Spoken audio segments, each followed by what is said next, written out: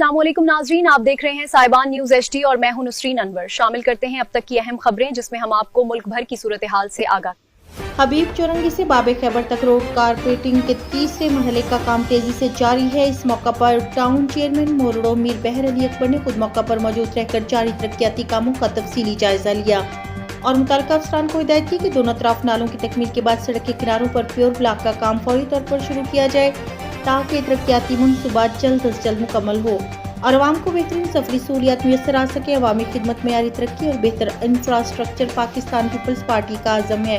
इस मौका पर उन्होंने शुक्रिया अदा किया, पाकिस्तान पीपल्स पार्टी का शुक्रिया अदा किया। MPO Saddar district Keamari Liaquat Ali Askani, MPO पार्लिमानी सेक्रेटरी ब्राई industry and commerce Ali Ahmed Jan का दिल की गहराइयों से शुक्रिया अदा किया।